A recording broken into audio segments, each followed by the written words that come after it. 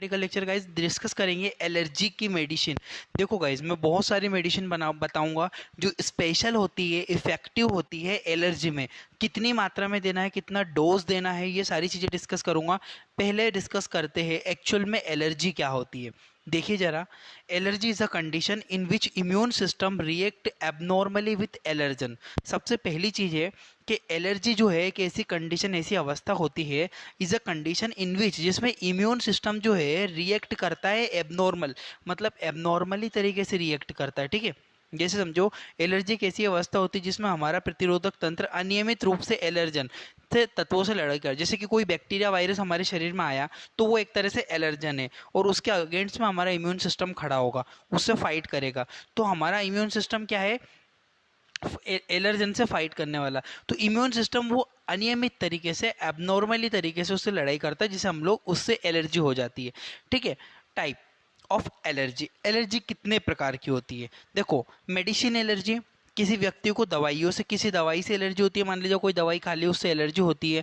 ठीक है, किसी को किस चीज़ से एलर्जी, तो अलग अलग चीज़ से एलर्जी होती है। फूड एलर्जी, किसी को खाने से एलर्जी है। जैसे कोई बोलता है हम लोग ग्लूटन वाला नहीं खाते, या फिर हम लोग ये नहीं खाते, हम लोग वो नहीं खाते। तो सबको अपनी अपनी अलग अलग चीज़ों से एलर्जी रहती है। ठीक है, उसके अलावा इंसेक्ट एलर्जी, यानी कि कोई लोगों को ना कीड़ों से एलर्जी रहती है। ठीक है, कीड़े मच्छर, जैसे कोई मच्छर ने काट लिया तो पूरे रेड हो गया, एलर्जी हो गई, तो उससे भी व्यक्तियों को एलर्जी रहती है। एनिमल एलर्जी, यानी कि जानवरों से एलर्जी, यदि कोई जानवर के कांटेक्ट में आता है, छींकें आने लगती है, उस तरह से उसको एलर्जी हो जाती है। किसी को डस्ट से एलर्जी, यानी कि धूल से एलर्जी रहती है, मैक्सिमम लोगों को देखी जाती है। किसी को पोल्यूशन यानी कि धुएं से एलर्जी है, मुझे बहुत ज़्यादा एलर्जी है धुएं से। ठीक है, तो क्या होता है कि अलग अलग व्यक्तियों को अलग अलग प्रकार की एलर्जी।